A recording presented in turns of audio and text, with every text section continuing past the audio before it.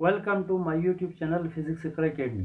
आज हम first year physics के यूनिट नंबर 6 फ्लूइड डायनेमिक्स के एक और most important topic Bernoulli's equation हम स्टार्ट करेंगे। बर्नौलीज इक्वेशन को हम law of conservation of energy भी कहते हैं। बर्नौलीज इक्वेशन के हमने दो स्टेटमेंट लिखी है। For the steady flow of non viscous and incompressible fluid the sum of pressure, kinetic energy per unit volume and potential energy per unit volume remains constant at all points. इस statement में ये कह रहा है कि steady flow of fluid means fluid uniform speed के साथ move करना चाहिए।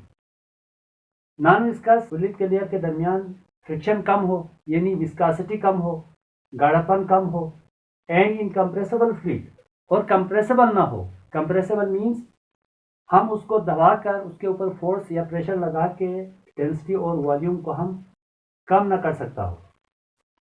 ये आइडियल फ्लूइड के केस है, ये प्रॉपर्टीज होनी चाहिए। Sum of pressure, kinetic energy per unit volume and potential energy per unit volume, यानी कि pressure, kinetic energy per unit volume, potential energy per unit volume, इन तीनों का सम तमाम पॉइंट पर हमेशा कांस्टेंट होता है। Mathematically P1 is equal to 1/2 rho V1 square kinetic energy per unit volume plus rho GH1, ये हमारे पास है potential energy per unit volume, is equal to P2 plus 1/2 rho V2 square plus rho GH2 और P plus 1/2 rho V square plus rho GH is equal to constant. अभी हम pipe लेंगे यहाँ पर non uniform cross section area का। ऐसे हम एक non uniform cross section area का एक पाइप लेंगे N1 N2। N1 पर kinetic energy per unit volume और potential energy per unit volume का सम जो है अपर एंड पर pressure, kinetic energy per unit volume and potential energy per unit volume, इन तीनों के सम के बराबर होता है। इस इक्वेशन को आप जस्ट शॉर्ट करके यूं भी लिख सकते हैं P plus 1/2 rho V square plus rho GH is equal to constant. Bernoulli's equation को हम law of conservation of energy भी कहते हैं। जैसा कि energy can neither be created not destroyed but it can be transform from one body to another body. Energy को हम न तबाह कर सकते हैं, हम न इसको डिस्ट्रॉय कर सकते हैं, जबकि हम एनर्जी को एक फॉर्म से दूसरी फॉर्म में चेंज कर सकते हैं। Bernoulli's equation is the law of conservation of energy. अब ये जो स्टेटमेंट है, ये जो मैथमेटिकल फॉर्म है, इसको मैं यहाँ पे दोबारा लिख रहा हूँ, ये रफ है। P plus 1/2 rho V square plus rho GH is equal to constant. अब देखिए, ये जो kinetic energy per unit volume है, हमें पता है डेंसिटी का फार्मूला मास पर यूनिट वॉल्यूम। अगर आप रो की जगह m/v रखेंगे तो ये क्या आएगा, 1/2 m स्क्वायर अपॉन v। मैं यहाँ पे पुट कर लेता हूँ P प्लस 1/2 रो की जगह मास पर यूनिट वॉल्यूम रखें, मास डिवाइड बाय वॉल्यूम। मैंने वॉल्यूम को नीचे रखा, देखिए यहाँ पर, प्लस इसी तरह यहाँ पे भी रखें mgh divide by volume is equal to constant. इन तीनों का सम हमेशा कांस्टेंट होगा। देखिए, मैंने आपको फील कराया है kinetic energy per unit volume, potential energy per unit volume, rho की जगह मास डिवाइड बाय वॉल्यूम को हमने रखा। एक चीज मैं यहाँ पे और भी बताता हूँ आपको। P मीन्स प्रेशर, 1/2 रो, ये तो कांस्टेंट है, वेरिएबल यहाँ पर v है, स्पीड या velocity, and rho g constant, यहाँ पे वेरिएबल h है, तो यहाँ पर क्या है, and height. So Bernoulli's equation हमें प्रेशर, स्पीड एंड हाइट, इन तीन चीजों के दरमियान रिलेशन हमें देता है। बर्नौलीज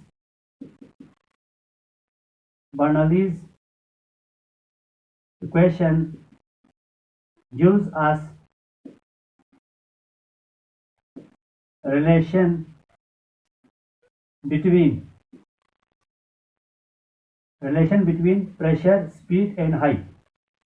ये आपने याद रखना है, ये रफ है, सेक्शन बी में ये आ सकता है और एमसीक्यूज में भी आ सकता है। वाइवा के तौर पर आपसे ज़बानी पूछा भी जा सकता है। बाया का तीनों में रिलेशन हम नहीं निकाल सकते हैं। कोई दो के दरमियान रिलेशन जब लेंगे तो थर्ड वन हम कांस्टेंट रखेंगे। प्रेशर और स्पीड के दरमियान अगर रिलेशन लेना हो तो हम हाइट कांस्टेंट रखेंगे। स्पीड और हाइट के दरमियान अगर रिलेशन लेना है तो प्रेशर कांस्टेंट होगा। प्रेशर और हाइट के दरमियान रिलेशन लेना हो तो स्पीड कांस्टेंट हम रखेंगे। यानी कि दो के दरमियान रिलेशन लेंगे तो थर्ड वन हम कांस्टेंट रखेंगे। इसको हम कहेंगे H1, इसको हम कहेंगे H2। यहाँ से एंटर होने वाले मास को हमने डेल्टा M1 से शो किया है, यहाँ से बाहर निकलने वाले मास को डेल्टा M2 से शो किया है। जितना फ्लूइड यहाँ से एंटर होंगे उतना ही फ्लूइड यहाँ से बाहर निकलेंगे। और यहाँ पर छोटा सा क्रॉस सेक्शनल एरिया लिया है, इसलिए हमने मास को डेल्टा M से शो किया है। अभी मैंने इसको H1, इसको H2 कहा है। पानी ऊपर से नीचे आते हुए मैंने शो किया है। आप इसको N1 और इसको N2 भी लिख सकते हैं। पानी को नीचे से ऊपर भी आप फ्लो करते हुए भी आप शो कर सकते हैं, यह आपके ऊपर डिपेंड है, इससे कोई फर्क नहीं पड़ता। हमने नॉन विस्कस इनकम्प्रेसिबल फ्लूइड हमने लिया है नॉन यूनिफॉर्म साइज के पाइप का अंदर, और टाइम टी में ये जो फ्लूइड है इस पाइप के थ्रू फ्लो हो रहा है। जब यहाँ से पीछे से जब फ्लूइड आएगा तो क्या होगा, इस रीजन में जो फ्लूइड है इसको पुश करके आगे की तरफ भेजेंगे यूँ। तो यहाँ पे जो फ्लूइड है पीछे से फ्लूइड आने की वजह से ये शिफ्ट होके यहाँ पे आ जाएगा, और ये वाला फ्लूइड शिफ्ट होके यहाँ पे आ जाएंगे। ये मूव करके यहाँ पे आ गए ऐसे। तो इधर से इधर डिस्टेंस डेल्टा x1 कवर किया है, यहाँ से यहाँ लिक्विड ने डेल्टा x2 डिस्टेंस कवर किया है। यहाँ पे स्पीड v2 है, यहाँ पे स्पीड v1 है। फ्लूइड जिस डायरेक्शन में फ्लो कर रहे हैं उसी डायरेक्शन में प्रेशर अप्लाई हो रहा है। यहाँ पर जिस डायरेक्शन में फ्लूइड फ्लो कर रहा है उसके अपोजिट डायरेक्शन में प्रेशर लग रहा है। वो कैसे लगेगा, ऊपर से फ्लूइड नीचे आ रहे हैं, ये जो फ्लूइड है इस तरह मूव करेंगे तो इधर जो फ्लूइड है इसको आगे पुश करेंगे। इधर जो पहले से फ्लूइड है इस डायरेक्शन में इस फ्लूइड के ऊपर भी प्रेशर अप्लाई करेगा, यानी कि इसको रेजिस्ट करने की कोशिश करेगा। यहाँ से इस डायरेक्शन में प्रेशर अप्लाई होगा। प्रेशर इक्वल होता है फोर्स पर यूनिट एरिया, तो F is equal to PA। यहाँ पे force in terms of pressure लगा है, याद रखना आपने। यहाँ से इस डायरेक्शन में F2 फोर्स लगी है, इस डायरेक्शन में फोर्स F1 लग रही है। सो स्टार्ट में ही मैंने कहा था कि जो बर्नौलीज इक्वेशन है ये law of conservation of energy है। सो हम law of conservation of energy apply करेंगे। According to the law of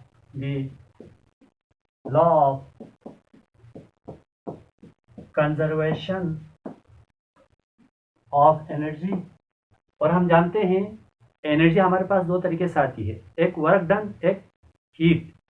यहाँ पे वर्क डन के जरिए एनर्जी आ रही है, तो इसका मतलब ये जो एनर्जी है ये नेट वर्क डन के बराबर होगा। The net work done on the fluid by the fluid. पीछे से आने वाले फ्लूइड इसको पुश कर रहा है, तो पीछे से आने वाला फ्लूइड जो है इस फ्लूइड के ऊपर काम कर रहा है। तो यहाँ पे जो वर्क डन है वो फ्लूइड के ऊपर कर रहा है। तो जो नेट वर्क डन होगा W is equal to N1 पे जो काम होगा फ्लूइड के ऊपर फ्लूइड के जरिए वो इक्वल होगा N2 पर फ्लूइड के जरिए फ्लूइड के ऊपर जो काम होगा प्लस W2। नेट वर्क जो है इन दोनों N1 और N2 के ऊपर जो फ्लूइड है उसके ऊपर जो काम है उनके सम के बराबर होगा। इसको आप इक्वेशन 1 लिख दीजिएगा। As we know that work का फार्मूला है हमारे पास W is equal to F vector dot D vector.